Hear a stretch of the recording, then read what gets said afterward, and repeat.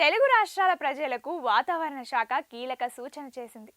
రాబోయే 3 రోజుల పాటు తేలికపాటి నుంచి భారీ వర్షాలు పడే అవకాశం ఉందని ఐఎండీ అధికారులు వెల్లడించారు.